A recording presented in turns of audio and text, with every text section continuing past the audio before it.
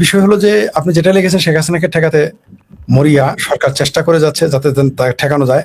কি ঘটবে ডিসেম্বরে? আপনি অত্যন্ত এই মুহূর্তে বাংলাদেশ ও দক্ষিণ এশিয়ার সবচেয়ে আলোচিত বিষয় এটাই, এবং আমার ধারণা ডিসেম্বর পর্যন্ত এই আলোচনাটাই সবসময় মানুষের সামনে বারবার আসবে, বিভিন্ন রূপে রঙে বিভিন্ন চেহারায় আসবে, এটা আমি নিশ্চিত। আসতেই থাকবে। শেখ হাসিনা আসলেও এটা আলোচনায় থাকবে, শেখ হাসিনা না আসলে তো আলোচনা আরো বেশি হবে, কোনো সন্দেহ নেই। অবশ্যই তিনি আসবেন, তাকে সেই জন্যই তো তাকে ঠেকানোর চেষ্টা করা হচ্ছে। সরকার তাকে ঠেকাতে পারবে বলে আমি মনে করি না, কারণ এই 5 মাসে মাঝখানে কমপক্ষে 4.5 মাস আছে। এই 4.5 মাসে দেশের অর্থনীতির যে এমনিতেই দেশের অর্থনৈতিক অবস্থা ভঙ্গুর, একেবারে এবার ভাঙচুর হয়ে যাবে, মানে চূর্ণ বিচূর্ণ হয়ে যাবে। তো আপনি যত কিছুই বলেন, আপনি আমাকে যতই পছন্দ করেন, কারণ পেটে যদি ভাত না থাকে আপনি আমার কথা শুনবেন না।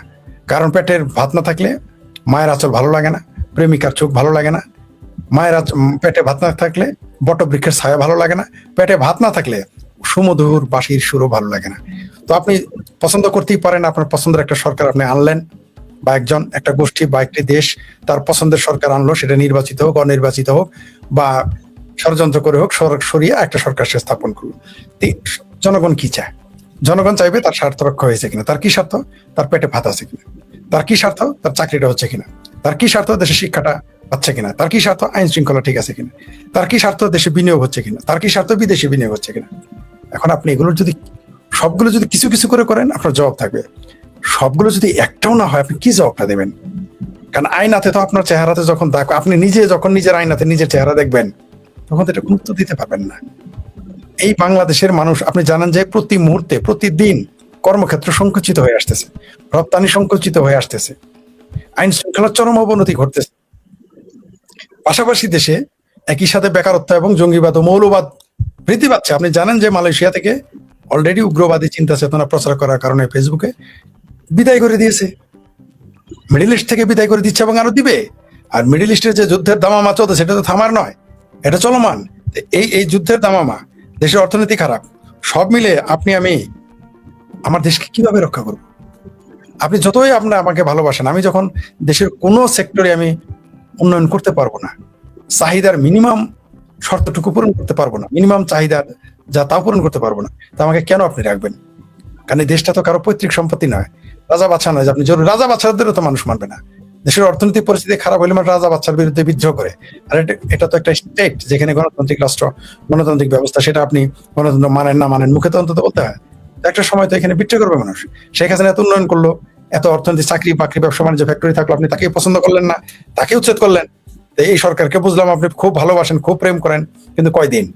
ওই যে আবার বললাম, পেটে ভাত না থাকলে প্রিয়ার সুন্দর চোখ আর ভালো লাগবে না, গোলা মনে হবে, মায়ের আঁচল ভালো লাগবে না, বটবৃক্ষের ছায়া ভালো লাগবে না, চাকরি না থাকলে বাঁশির সুর আর ভালো লাগবে না। তো বাংলাদেশে তা ঘটছে। তো তারেক রহমান যত বড় বংশীবাদক হোক, পেটে ভাত যদি না থাকে আপনার বংশীবাদন তো আমি শুনবো না। জামাতে ইসলাম যতই কোরআনের আয়াত শোনা, কোরআনের আয়াত দিয়ে তোর পেট ভরবে না। সরমনায় পীর সাহেব যতই ওজিফা শোনা, ওজিফা দিয়ে তোর পেট ভরবে না। মানুষের তো পেট ভরতে হবে। তো মানুষের যখন পেট ভরবে না, তো পিঠে তো শুইবে না তাদের, তখন তারা বিদ্রোহ করবে। আর সেই কারণে শেখ হাসিনা আসবে, তার আগে আপনি ঠেকাতে পারবেন না। আর যেটা বলেছেন ডিসেম্বরে কি ঘটতে পারে, ডিসেম্বরে অনেক কিছু ঘটবে, যার জন্য আমরা প্রস্তুত নেই। ডিসেম্বরে এত কিছু ঘটবে যে হতে পারে সেটা বিনা রক্তপাতের অভ্যুত্থান হতে পারে, হতে পারে সেটা রক্তাক্ত অভ্যুত্থান, আমরা তো জানি না কি ঘটবে। ওই যে কে যেন বলেছে যে 100 বছরও বাংলাদেশের অভ্যুত্থান ঘটবে না। তিনি এত বিজ্ঞ মানুষ, কিভাবে যে কথাটা বললেন? অভ্যুত্থান তো 24 ঘন্টার মধ্যে ঘটে দানা বেঁধে যেতে পারে। অভ্যুত্থান কবে হবে কেউ বলতে পারবে না। অভ্যুত্থান 1000 বছর হতে পারবে না, আবার সেটা 24 ঘন্টার ব্যবধানে ঘটে যেতে পারে। এটাও তো সত্য, এটাও তো সত্য। কারণ দেশের অর্থনীতি, দেশের রাজনীতি কোন দিকে যায়, দেশের সার্বভৌমত্ব কোন দিকে যায়, তার উপর অনেক কিছু নির্ভর করে। অভ্যুত্থান হবে কি হবে না, বিপ্লব হবে কি হবে না। আপনি দেখেন তো 2024-এর 5ই আগস্ট থেকে শুরু করে পুরো আগস্ট মাস আওয়ামী লীগের নাম নেওয়ার কয়জন ছিল, আওয়ামী লীগের কথা বলার কয়জন ছিল, আর শোনারই বা কয়জন ছিল? না ছিল শোনা, না ছিল বলার লোক আওয়ামী লীগের পক্ষে। কিন্তু এখন আপনি দেখেন তো, যে আওয়ামী লীগ এখন এতদিন বললো তারা যে শেখ হাসিনাকে ধরে আনবে, ফাঁসি দিবে, আওয়ামী লীগ নিষিদ্ধ, ছাত্রলীগ নিষিদ্ধ, এখন বলতেছে তাদের শেখ হাসিনা এখন আসতে চায়, বলে আসতে দিব না। বা বাবা, মানে ঠিক উল্টো, মানে ঠিক উল্টো হয়ে গেল। এখন শেখ হাসিনা বলছে আমি আসবো, এখন বলুক যে আপনি আসেন, এটা আর বলতে আর সাহস পাইতেছে না। কারণ তারা জানে শেখ হাসিনা ঢাকায় পা রাখলেই, শেখ হাসিনা ঢাকায় পা রাখলেই অনেকের পায়ের নিচে মাটি থাকবে না। শেখ হাসিনা ঢাকায় পা রাখলেই, ছাত্রলীগের নেতারা পা রাখলেই ঢাকায়, আওয়ামী লীগের নেতারা ঢাকায় পা রাখলেই, বা আওয়ামী লীগের সাধারণ মানুষ যদি পায়ের নিচে মাটি আসে, তখন অনেকের পায়ের নিচে মাটি থাকবে না। যারা জামাত, হেফাজত, বিএনপি, আমার ভাবির পোলারা কি কি দলে উপদলে তারা বিভক্ত, আসলে তো এগুলো সবই জামাতেরই পিঠ, জামাতেরই একটা পার্ট এন্ড পার্সেল। এগুলো তো কোনো দল না, তাই সেগুলো দলের নাম আমি নিলাম না।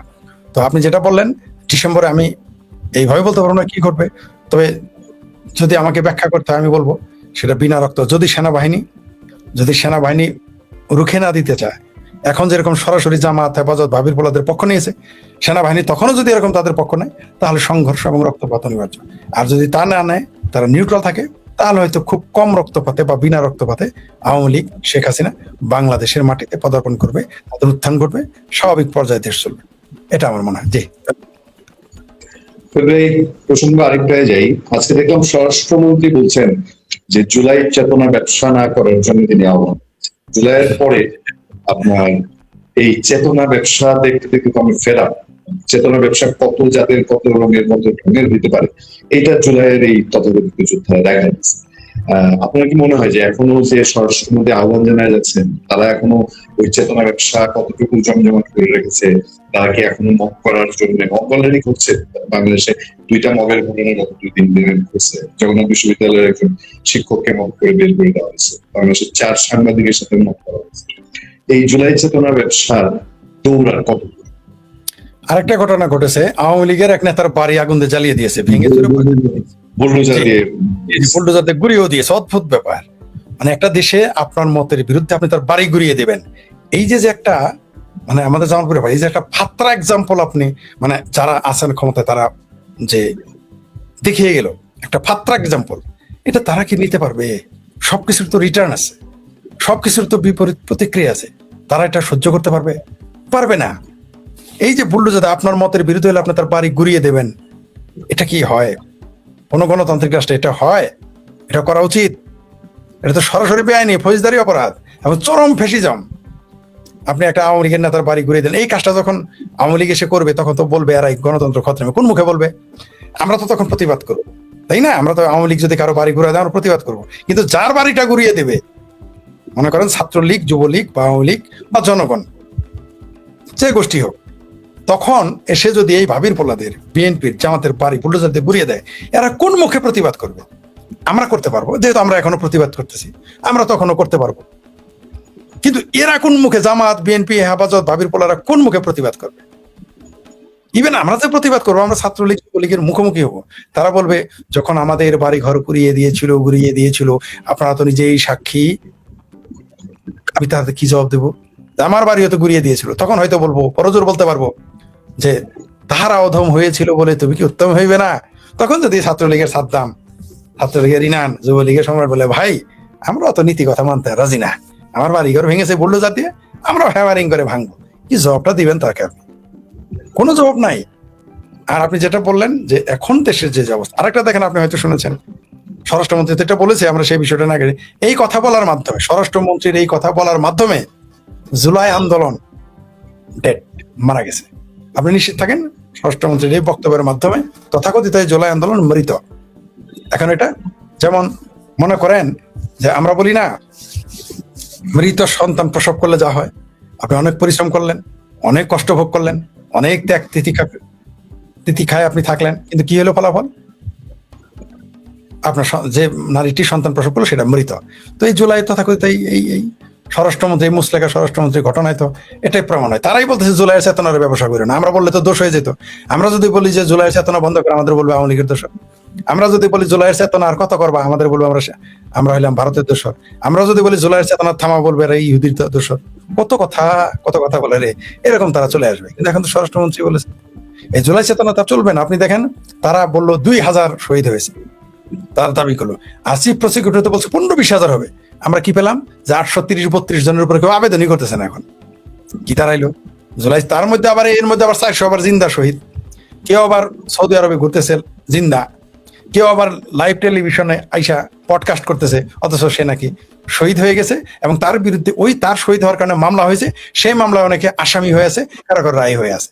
কিরকম একটা ইয়ারকি, জাতির সাথে একটা ঠাট্টা, পৃথিবীর মানুষের সাথে মস্করা, আন্দোলনের নামে মস্করা, রাজনীতির নামে ইয়ারকি, ফাত্রামি, এগুলো তো হাস্যকর ব্যাপার।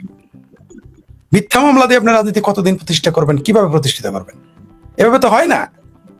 আপনি ধরে নিলাম আপনি যে কোনো ভাবে ক্ষমতা এসেছেন, আপনি তো জনগণের সাথে আপনার স্বচ্ছ থাকতে হবে। এটা কি জবাব? চিফ প্রসিকিউটরের মতো একজন উচ্চশিক্ষিত মানুষ বলে যে আইনের সাথে জড়িত, সে তো কোনো দল হইতে পারে না। সে বলতেছে 15-20 হাজার শহীদ হয়েছে, কিন্তু আমরা 850-এর উপরে কেউ আবেদন করেন। আবার এদিকে শুনলাম হাদির বিবি সাহেব নাকি ইংল্যান্ডে যাওয়ার জন্য রেডি। আমরা তো জানি এরা পালাবে, ডিসেম্বর আসার আগে সবই পালিয়ে যায়। আপনি লিখেছেন না ডিসেম্বরে কি ঘটবে? আরেকটা জিনিস ঘটবে, এই যে আজকে যারা তথাকথিত জুলাই বিপ্লবী, তারা দেখবেন দলে দলে পালে পালে পঙ্গপালের মতো একটা একটা করে না, দলে দলে পালাবে এরা। আপনি এটা নিশ্চিত থাকেন, এরা না পালিয়ে এদের উপায় নাই। কারণ তারা এত অন্যায় করেছে, এত অবিচার করেছে, তারা ক্ষমাও চাইতে পারবে না, তাদের কেউ ক্ষমাও করবে না, এত অপরাধ তারা করে ফেলেছে। আপনি যদি আওয়ামী লীগ, তাদের ভাষায় আওয়ামী লীগ, তাদের হিসেবে 832, আপনি বলেন তো প্রতিদিন 40 জন মানুষ, প্রতিদিন 40 জন প্রতি মাসে 40 জন মানুষের মৃত লাশ নদীতে পাওয়া গেছে। এদের 40 জনের 30 জনই তো আওয়ামী লীগের মানুষ। এই হিসাব আপনাকে দিতে হবে না? এই 22 মাসে প্রতিদিন 40 জন করে হিসাব করে তো পত্রিকা এসেছে। এটা তেমন না যে আওয়ামী লীগের আমলে পত্রিকা এসেছে, এই তারেক রহমানের মুসলেকা সরকারের আমলেই পত্রিকা এসেছে যে প্রতিদিন 40 জন মানুষ মারা গেছে, পানিতে ভাসিয়ে দেওয়া হয়েছে, এবং এর অর্ধেকই তাদের কোনো বেওয়ারিশ লাশ হিসেবে কবর দেওয়া হয়েছে। এরা কারা? এরা একদিন বেরোবে, এরা সব আওয়ামী লীগের মানুষ ছিল, এরা মুক্তিযুদ্ধের পক্ষের মানুষ ছিল। এগুলো হিসাব তো আপনাকে দিতে হবে, এই দেশের পুলিশকে দিতে হবে, পুলিশের আইজিপি কে দিতে হবে, এই দেশের গোয়েন্দা প্রধানকে দিতে হবে, এই দেশে যারা এই মুহূর্তে সরকার চালাচ্ছে তাদের সরকারি দল হিসেবে তাদের হিসাব দিতে হবে, সরকার হিসেবেও তাদের দিতে হবে, রাজনৈতিক দল হিসেবে এগুলো হিসাব দিতে হবে। ডিসেম্বর থেকে সেই হিসাব দেওয়া শুরু হয়ে যাবে। আপনি দেখেন, আপনি যদি এই কথাটা বলেন যে ডিসেম্বরে জুলাইয়ের চেতনার ব্যবসা বন্ধ করো, আপনি এই এলাকায় থাকতে পারবেন না। আপনি যত ক্ষমতাধারী হন, এই কথা বলে আপনি টিকতে পারবেন না। ঢাকায় হয়তো এসে আপনি থাকতে পারবেন, আপনি এলাকায় আপনি থাকতে পারবেন না, বা এলাকায় থাকতে পারলে ঢাকায় থাকতে পারবেন না, আপনাকে পাকড়াও করবে। কিন্তু ঘটনা তো সত্য। জুলাইয়ের চেতনা ব্যবসা আমরা কি দেখলাম? একজন তো তার জুলাইয়ের চেতনা, তার 1 জুলাই শহীদের মা আবেদন করেছে তার বাপের যে তার জুলাইয়ের যে ভাতা সেটা যেন বন্ধ করে। কারণ কি? এই জুলাইয়ের চেতনা টাকা না, সে বিয়ে করতে গেছে, হাঙ্গা করতে গেছে। মানে কত রুচি নিম্নমানের হলে এটা হয়। পাশাপাশি আবু সাইদের বাপ কি বলেছে? আবু সাইদের বাপ বলেছে সেই পুলিশকে ফাঁসি নিয়ে তাকে যেন 2টা ফ্ল্যাট দেওয়া হয়। চিন্তা করে দেখেন আপনি যে জুলাই চেতনা কোথায় নিয়ে গেছে। আমরা সেই জন্য শুরু থেকেই বলেছিলাম যে এটা জুলাই চেতনা ছিল। জুলাই চেতনা আবার কি? আপনি বলেন তাদের কোনো আদর্শ ছিল কিনা? প্রত্যেক রাজনীতিতে, প্রত্যেক রাজনৈতিক আদর্শ, তাদের একটা কোনো না কোনো আদর্শ, সেই আদর্শ আপনি পছন্দ করতে পারেন, নাও করতে পারেন, কিন্তু একটা আদর্শ। 5 আগস্ট পর্যন্ত তো আমরা কোনো চেতনার গল্প শুনি নাই। আমাদেরকে তো তখন চেতনার গল্প শুনেছেন, তখনকার চেতনা ছিল মুজিবের বাংলায় বৈষম্যের ঠাঁই নাই। কে বলছে? তখন মুজিবীয় চেতনা ছিল, এরাই মিছিল করেছে। তখন চেতনা ছিল তোমার আমার ঠিকানা পদ্মা মেঘনা যমুনা। যেই না 5 তারিখ হয়ে গেল, তোমার আমার ঠিকানা হয়ে গেল লাহোর করাচি। যেই না 5ই আগস্ট ঘটে গেল, তোমার আমার ঠিকানা তুরস্ক পাকিস্তান, তুরস্ক পাকিস্তান বদলে গেল। যেই না 5ই আগস্টের ঘটনা ঘটে গেল, তখন যে বৈষম্য মুক্তিযুদ্ধের মুজিবের বাংলায় বৈষম্যের ঠাঁই নাই বলে স্লোগান দিয়ে তারা বঙ্গবন্ধুর বাড়ি 32 নম্বর বাড়ি ভাঙলো। যারা বললো যে দলে দলে কি জায়গায় জায়গায় খবর দে, দেশে দেশে খবর দে, রাজাকারদের খবর দে, তারা এসে মুক্তিযুদ্ধের গলায় চেতনা। কেউ বলেছে চেতনা ছিল? আগে 5ই আগস্টের আগের দিন ছিল মুক্তিযুদ্ধের চেতনা, তারাই তখন 180 ডিগ্রি উল্টে গিয়ে এখন রাজাকারী আলবদরি চেতনা নিয়ে চলে আসছে। ছিল, তারা জনগণের সাথে প্রতারণা করেছে, নিজেদের সাথে প্রতারণা করেছে। সুতরাং এই তথাকথিত জুলাইয়ের এই চেতনা টিকবে না, টিকতে পারে না, কারণ কোনো চেতনাই ছিল না। এটা ছিল একটা মুনাফিকি, ভণ্ডামি, আপনার হিপোক্রেসি, যা এখন দিনের আলোর মতো পরিষ্কার, একেবারেই পরিষ্কার। সুতরাং তাদের মুখোমুখি হইতেই হবে আবার জনগণের। জনগণ কখনো ক্ষমা করবে না। 2টা অপরাধে তাদের ধরবে। প্রথমত, এরা অপরাধ করেছে, ফৌজদারি অপরাধ করেছে, সন্ত্রাস করেছে, মানুষকে মেরেছে, শিক্ষকদের অসম্মান করেছে, মুক্তিযোদ্ধাদের অসম্মান করেছে, সকল পেশাজীবীর উপর আক্রমণ চালিয়েছে, দল মত নির্বিশেষে সব মানুষের উপর আক্রমণ চালিয়েছে। সেই হিসাব দিতে হবে। পাশাপাশি জাতির সাথে তারা চেতনার নামে প্রতারণা করেছে, এই হিসাবও তাদের দিতে হবে। সেই সাথে বিদেশি শক্তিকে বাংলাদেশের ভূমিকে ব্যবহার করার অনুমতি, বন্দর দিয়েছে, করিডোর দিয়েছে, এগুলোর হিসাব দিতে হবে। অসম চুক্তি করেছে, এগুলোর হিসাব জনগণের কাছে দিতে হবে। জি, আপনার এই জুলাই চেতনা নিয়ে পরে আবার আমরা আপনার চোখে পড়েছে নিশ্চয়ই যে একটা মিছিল হয়েছে প্রেস ক্লাবের সামনে, ব্ল্যাক জুলাই, কালো কালো জুলাই। হ্যাঁ, এগুলো তো এখন দিনকে দিন তো মানুষ মুখ খুলতেছে জুলাই নিয়ে। যাই হোক, আমরা ইন্টারন্যাশনাল ইস্যু নিয়ে একটু কথা বলতে চাই। ইন্টারন্যাশনাল ঠিক না, আন্তর্জাতিক পলিটিক্স আমাদের দেশের জন্য এখন ভারত, আমেরিকা এবং চীন 3টা দেশই খুব গুরুত্বপূর্ণ হয়ে গেছে। তারেক রহমানের সরকার এই 3 দেশকে কিভাবে মেনটেন করবেন, এইটা অনেকেই প্রশ্ন করে। আপনার কাছে কি মনে হয়, তিনি কি 3 দেশকে একসাথে খুশি রাখতে পারবেন? তিনি তো সফর করলেন, এখন আবার সৌদি আরব সফর করবেন, দাওয়াত পেয়েছেন। শুরুতে আপনি বলেছেন যে জুলাই দিবসকে তারা কালো দিবস পালন করেছে। মোমেন মেহেদী সম্ভবত বিকল্প কি নতুন বিকল্প ধারা এরকম কিছু তার নাম, নতুন কি ধারা, নতুন ধারা সম্ভবত তার দলের নাম। তারা স্বল্প সংখ্যক তারা মিছিল করেছে। এই যে তারা মিছিলটা করেছে এটা তো এমনি তো করে নাই। সেই মোমেন মেহেদীও কিন্তু সেই আওয়ামী লীগ সরকারের সমালোচক ছিল, সে মুক্তিযুদ্ধের পক্ষের, কিন্তু আওয়ামী লীগের সমালোচক ছিল। আমার সাথে কথা হয়েছে, বলেছে তারাই এখন মিছিল করতেছে যে জুলাই হচ্ছে কালো দিবস। কেন? কারণ তাদের কাছে স্পষ্ট হয়ে গেছে যে এই জুলাই আসলেই কালো, কারণ হচ্ছে যে অর্থনীতিকে ধ্বংস করেছে, রাজনীতিকে ধ্বংস করেছে, গণতন্ত্রকে ধ্বংস করেছে। জুলাই, এই তথাকথিত জুলাই আসলেই কালো দিবস আমাদের 72 সংবিধান ধ্বংস করেছে, আমাদের মুক্তিযুদ্ধের চেতনাকে ধ্বংস করেছে, এই দেশের মুক্তিযুদ্ধকে সরাসরি চ্যালেঞ্জ করেছে। তারা বলেছে যে কোট আনকোট জুলাই হয়েছে মুক্তিযুদ্ধের বিরুদ্ধে, এটা সেই তথাকথিত সেই কি যেন হাদিস সে নিজে বলেছে। তো আপনি এটা সরাসরি আপনি প্রথমে তো আদর্শগত আপনি বিরোধ করেছেন। পাশাপাশি এই দেশের এই জুলাই চেতনা, তথাকথিত জুলাই চেতনা আমাদের অর্থনীতিকে ধ্বংস করে দিয়েছে, আমাদের শিল্প প্রতিষ্ঠান ধ্বংস করে দিয়েছে, আমাদের রপ্তানি ধ্বংস করে দিয়েছে, বাংলাদেশের ভাবমূর্তিকে ধ্বংস করে দিয়েছে সারা পৃথিবীতে। তো আপনাকে তো কালো দিবস এটা হবেই। এটা হলো আপনার প্রথম কথার উত্তর, যেটা মুমিন মেহেদী এবং তার দল নিয়ে এটা করেছেন।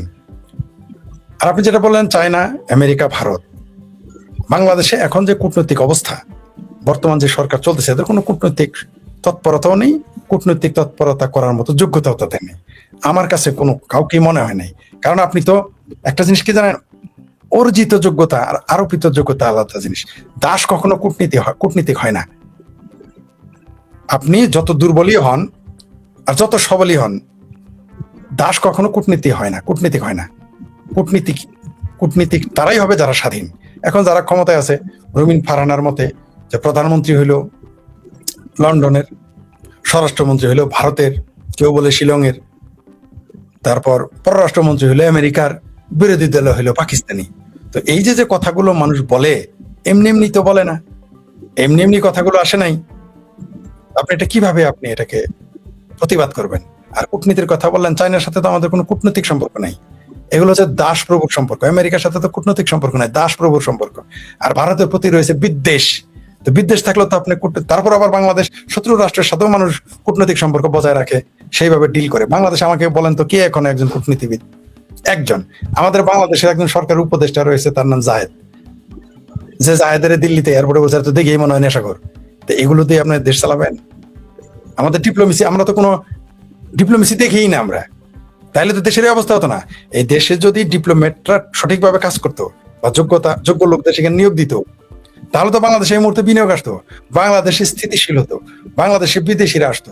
কই আপনার প্রভু রাষ্ট্র ছাড়া কেউ তো নাই, কেউ কথা বলে না। এবং প্রভু রাষ্ট্র বেশি দিন থাকবে না। কারণ কি? কারণ যখন তাদের বাণিজ্য না হবে, আর যে যাই বলুক, জনপ্রিয়তায় যদি আপনি শূন্য হয়ে যান, আপনাকে কেউ জায়গা দিবে না। এই বাংলাদেশে এখন যারা ক্ষমতায় আছে এবং বিরোধী দলে, তাদের জনপ্রিয়তা প্রতিদিন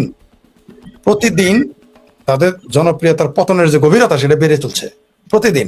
তারেক রহমানের আসার সময় তার দলের মধ্যে যে আমি তার দলের কথা বলছি, জনগণের কাছে তাদের কোনো জনপ্রিয়তা নাই। কারণ এই দলটা যদি জনপ্রিয় হতো, এদের যদি ন্যূনতম মুরত থাকতো নিজেদের মাজার শক্তিতে চলার বলার, তাহলে তো সেনাবাহিনী মাঠে থাকতো না। পৃথিবীতে কোন দেশ আছে যে নির্বাচন হওয়ার পরে 4 মাস যাওয়ার পরেও, এতদিন তো সেনাবাহিনী ছিলই, ইন্টারিম গভর্নমেন্ট কোনোদিন সেনাবাহিনীতে চলে, ইন্টারিম গভর্নমেন্টের প্রতি সবার সমর্থন থাকে, তারা তো ভয় কিসের? তার মানে ওই সরকারটা হচ্ছে জনগণের সরকার ছিল না এবং ইন্টারিম গভর্নমেন্ট ছিল না, তার প্রমাণ সেনাবাহিনী। এবং এই সরকার তথাকথিত নির্বাচনের মাধ্যমে আসলেও তারা তো জনগণের সরকার নয়, এবং তাদের নিজেদের আত্মবিশ্বাসের অভাব। আমি শেখ ফরিদ যদি কোনোদিন ক্ষমতায় যায়, আমি তো একদিন সেনাবাহিনী থাকতে দেবো না। আমার সরকার চায় থাকুক, চায় না থাকুক। কারণ কোন নির্বাচিত সরকারকে সেনাবাহিনী খুঁটিতে দাঁড় করায় রাখবে, এটা তো তাদের জন্য লজ্জার। অবশ্য কার কাছে বলা যায়, তো লজ্জাই নাই। কারণ লজ্জাই যদি থাকতো তাহলে তো আওয়ামী লীগ আর ছাত্রলীগ নিষিদ্ধ করে নির্বাচন করতো না, শুধু এখানেই খাতো না।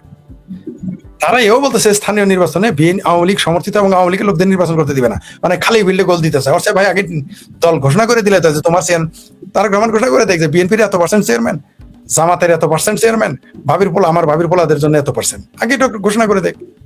তো এগুলো তো মানুষ দেখতেছে। তার মানে কি এদের মাথার জোর নাই, এদের মুরুদ নাই, এদের গণতান্ত্রিক না যোগ্যতা আছে না গণতান্ত্রিক আগ্রহ আছে। এগুলো মিথ্যা কথা। এরা অর্থাৎ এই 2024 সালের 5ই আগস্টের পরে এই তথাকথিত জুলাই আন্দোলনের যারা পৃষ্ঠপোষক এবং জুলাই আন্দোলনকারী, তারা প্রমাণ করে দিয়েছে যে এরা কেউ গণতান্ত্রিক নয়। এরা শুধু মুক্তিযুদ্ধ বিরোধী যে তা নয়, এটা তো প্রমাণিত, এরা মুক্তিযুদ্ধ বিরোধী। এরা শুধু মুক্তিযুদ্ধের চেতনা বিরোধী না, এরা সরাসরি মুক্তিযুদ্ধকে চ্যালেঞ্জ করেছে, এরা সরাসরি ৭২ সংবিধানকে চ্যালেঞ্জ করেছে, এরা সরাসরি আমাদের মুক্তিযুদ্ধের শহীদদের সংখ্যা নিয়ে চ্যালেঞ্জ করেছে। তার মানে কি এরা মুক্তিযুদ্ধ বিরোধী? এখন আপনি অন্তত গণতান্ত্রিক এটা তো দাবি করবেন, সেটা তো আপনি পারেন নাই। কারণ বাংলাদেশে এই মুহূর্তে ৫ থেকে ৬ কোটি মানুষ আওয়ামী লীগের সমর্থক, আপনি সেই দলটাকে নিষিদ্ধ করে দিয়েছেন। যে দলের সমর্থক ৫-৬ কোটি, আপনি তাকে নিষিদ্ধ করে গণতান্ত্রিক প্রক্রিয়া কিভাবে আপনি চালাবেন? আর এটা তো আপনি তাহলে গণতান্ত্রিক নন।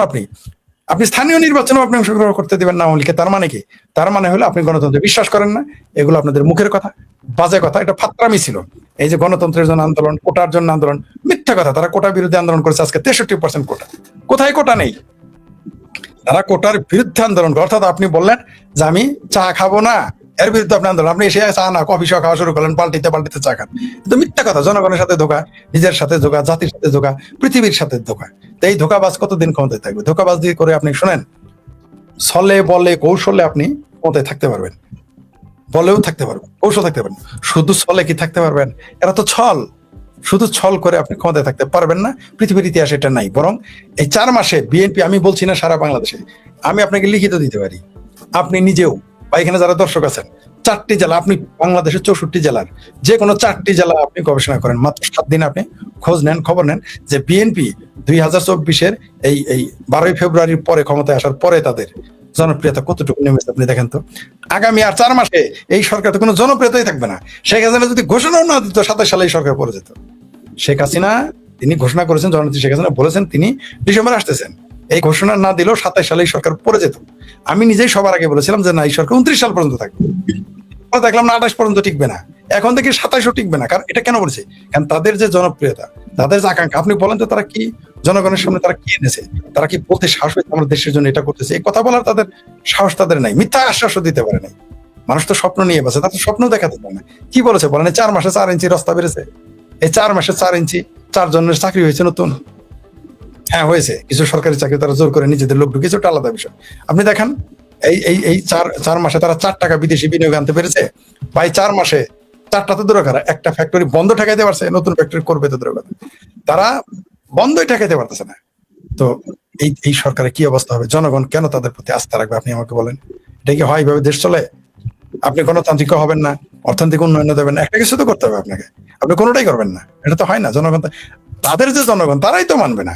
আমি বলেছি যেদিন জননেত্রী শেখ হাসিনা আসবেন, যে জনস্রোত থাকবে তার 25% থাকবে তো বিএনপি জামাতের লোক। তারা খুশি শেখ হাসিনা আসতেছে এই খবরে। আওয়ামী লীগের চাইতে, আমি সরি এই কথাটা বলাতে, আওয়ামী লীগের নেতারা একটু ভয় আছে, আক্রমণ হবে, হেন হবে, তেন হবে, মুখোমুখি হইতে আন্দোলন করতে হবে, কিছু কিছু ভয়। সবাই না, কিন্তু উদ্গ্রীব, জান দেওয়ার জন্য রেডি। কিন্তু যারা জামাত বিএনপি করে তাদের 25% রেডি কখন শেখ হাসিনা আসে। কারণ চাউল আলার দোকানে চাউল বেচা নাই, মাছ আলার দোকানে মাছের বাজারে মাছ বেচা কমে গেছে। আপনার মাংসের দোকানগুলো কসাইদের জিজ্ঞেস করেন, বেচা কমে গেছে। ফ্যাক্টরি মালিককে কর্মচারীদের জিজ্ঞেস করেন, তারা ভয়ে আছে। ফ্যাক্টরি মালিককে জিজ্ঞেস করেন, সে আরো ভয়ে আছে। কে ভালো আছে? মোল্লাদের দাওয়াত কমে গেছে, মোল্লাদের ব্যবসা, ওয়াজের ব্যবসা কমে গেছে। সিনেমা তো আগে থেকেই না, বোমার এটা ক্লিয়ার করে দিচ্ছেন না। সিনেমা তো গায়েব, নাটক গায়েব, শিল্পকলা গায়েব। আচ্ছা বাদ দেন, মৌলবীরাই করে খাক। মৌলবীদের ব্যবসা তো এখন ভাটা, এখন মৌলবীদের ব্যবসাতেও ভাটা। কারণ পয়সা নাই, পয়সা না থাকলে আপনি কি করে খাবেন? তো এই কারণে তাদের যে জনপ্রিয়তা নষ্ট হয়ে গেছে। সুতরাং শেখ হাসিনা তো আসবেই এবং তাকে ঠেকায় রাখতে পারবে না কেউ, না কারো পক্ষে সম্ভব না। আসলে ফরিদ ভাই, আমাদের এই দেশের মানুষের দুর্ভাগ্য, একটা স্থিতিশীল সরকার সেই 90-এর দশকের পর থেকে, তো 80 দশকের পর থেকে আর সেই সুযোগই হচ্ছে না। আমি এই দুজন দর্শকের 2টা কমেন্ট নিতে চাই ফরিদ ভাই। একজন কমেন্ট করেছেন যে আওয়ামী লীগের একটা শিক্ষা হওয়া দরকার ছিল, আর আরেকজন কমেন্ট করেছেন শেখ হাসিনা যদি না আসেন ডিসেম্বর, তাহলে তার দলের লোকজনের মনোবল ভেঙে পড়বে। আপনার কি মনে হয়? আমি তাদের দুই কথার সাথে অবশ্যই দর্শকরা, আমি দর্শকদের খুব সম্মান করি, তাদের মতের সাথে দ্বিমত হইতে পারে, আমার সমস্যা নাই, মত প্রকাশের স্বাধীনতা আছে। যে 2জন দর্শক কমেন্ট করেছে, আমি মনে করি 2জন দর্শক সঠিক বলেছেন, সত্যি বলেছেন যে আওয়ামী লীগের একটা শিক্ষা হওয়া দরকার ছিল। আবার যেটা দ্বিতীয় প্রশ্ন করলেন, এটাও সত্য। ওইটা আরেকবার বলেন, দ্বিতীয় প্রশ্নটা, এটাও সত্য। যে শেখ হাসিনা যদি ডিসেম্বরে ফিরে না আসেন, তাহলে তার দল মনোবল ভেঙে পড়বে। হ্যাঁ, এটা মনোবল ভেঙে যাবে, কোনো সন্দেহ নেই। তাহলে আওয়ামী লীগের ক্ষমতায় ফেরাটা দেরি হবে অনেক এবং খুব কঠিন হবে। আওয়ামী লীগ আসবে, এখন হয়তো ডিসেম্বর হয়তো 1 হাড়ি 2 হাড়ি দিলে মাটিটা ভিজে যাবে, কিন্তু ডিসেম্বরে যদি জননেত্রী শেখ হাসিনা না ফিরেন, তাহলে সেটা 10 হাড়ি দিয়ে ভেজাইতে হবে, কষ্ট হবে, কিন্তু আসবেনই তিনি। আর আমার ধারণায় আহ, অবশ্যই দর্শক দুজনের খুবই চমৎকার মন্তব্য এবং খুবই গুরুত্বপূর্ণ। এবং আমি মনে করি আওয়ামী লীগের যারা নেতা রয়েছেন, যারা পলিসি মেকার, এই দুইটা মন্তব্য আপনারা ভাববেন। এই দুইটা মন্তব্য, অল ক্রিটিক্স আর নট এনিমি, সকল সমালোচক সত্য না। যে দর্শক, আমি জানি না তারা কোন সেন্স থেকে বলেছেন, কিন্তু তারা কিন্তু সত্য বলেছেন। এটা অপ্রিয় হলেও সত্য। আবার একটা কথা বলি, আমি একটু যোগ করি তৃতীয়, সেটা জনগণের একটু শিক্ষা পাওয়া দরকার ছিল, যে কে আসলে কেমন লাগে, ঠিক আছে, যে কোন স্বামীর ভাত খাইতে কেমন লাগে, একটু জনগণেরও বোঝা উচিত ছিল। জনগণ এখন বুঝতে পেরেছে, শুধু আওয়ামী লীগ বুঝবে না, জনগণও বুঝতে পেরেছে তারা কি করেছিল। তারা চেয়েছিল যে এদের সরাই দিলে আরো ভালো থাকবে, কিন্তু দেখেছে না, আরো ভালো না, উল্টা হয়েছে। যে তারা শুধু খারাপ না, শুধু খারাপও যদি থাকতো একখান কথা ছিল, চরম পরিস্থিতির মুখোমুখি হয়েছে। তার জন্য আপনি ঠিকই বলেছেন যে আওয়ামী লীগকে যদি, আওয়ামী লীগের শিক্ষা উচিত ছিল, আমি বলি জনগণেরও শিক্ষা উচিত ছিল। আর যেটা বলেছেন ডিসেম্বরে যদি জননেত্রী শেখ হাসিনা না ফিরেন, এটা আওয়ামী লীগের জন্য কঠিন হয়ে যাবে, এটা সাথে মনোবল ভেঙে যাবে, কোনো সন্দেহ নাই। আমি আপনার সাথে একমত এবং আপনার মতের প্রতি আমি শ্রদ্ধা জানাই। বাংলাদেশ আওয়ামী লীগের যারা পলিসি মেকার, তাদের এই দুই মতকে খুব গভীরভাবে নেওয়া উচিত। জি, একটা আচ্ছা, মাঝে একটা ইন্টারেস্টিং কমেন্ট দেখতে পাচ্ছি, জঙ্গি শেখ হাসিনা ফিরবে আপনার। জি, আমি ভিন্ন একটা ব্যতিক্রম একটা জায়গার প্রসঙ্গ করি। আমাদের রাষ্ট্রপতি মোহাম্মদ শাহাবুদ্দিন চৌধুরী, ওনাকে তো ইউনূস আমলে যত হেনস্থা অপদস্থ করা হয়েছে, আমরা আমাদের জায়গা থেকে তীব্র প্রতিবাদ করলাম। তারেক রহমান সরকার আসার পরে তাকে মূল্যায়ন করা হচ্ছে। এখানে মানে কারিশমাটা কি, এটা একটু বিএনপি রাষ্ট্রপতি চেঞ্জও করে নেই, এবং ওনাকেই রেখে দিয়ে উনি এখন রাষ্ট্রপতি জিয়াউর রহমান সাহেবের প্রশংসা করছেন, জুলাই আন্দোলনের পক্ষে কথা বলছেন। এই কারিশমাটা কোন জায়গায়, এটা কি বুঝতে পারছেন? প্রেসিডেন্ট পদটা হচ্ছে বাংলাদেশে একটা অর্নামেন্টাল, অনেকটা এটা আপনি গহনার সাথে তুলনা করতে পারেন, তার ক্ষমতা বেশি থাকে না। তো প্রেসিডেন্ট সাহেব হচ্ছে বাংলাদেশের জলের মতো, তিনি যে পাত্রে থাকেন সেই রং ধারণ করেন। তিনি এখন জুলাইয়ের প্রশংসা করেন, তিনি এখন জিয়াউর রহমানের প্রশংসা, জেনারেল জিয়ার প্রশংসা করেন, তারেক রহমানের প্রশংসা করেন। কয়েকদিন পরে হয়তো শুনবো যে তারেক রহমানের যে বিড়াল যে বউ আছে তারও প্রশংসা করবে। অবশ্য বাংলাদেশে তো এরকমই হয়ে থাকে। আর তিনি কি করবেন, আর তিনি যে আদৌ তিনি মুক্ত মানুষ কিনা, আই হ্যাভ এ ডাউট। বাংলাদেশের বর্তমান প্রেসিডেন্ট আদৌ তিনি মুক্ত মানব বা একজন মুক্ত মানুষ বা মুক্ত সত্তা, নাকি তিনি গৃহবন্দী, তা আমি জানি না। কারণ তিনি কি করে, যিনি যার ব্যাকগ্রাউন্ড ছাত্রলীগ, যিনি নিজে মুক্তিযোদ্ধা, তিনি কিভাবে এগুলো কথা বলেন আমি জানি না।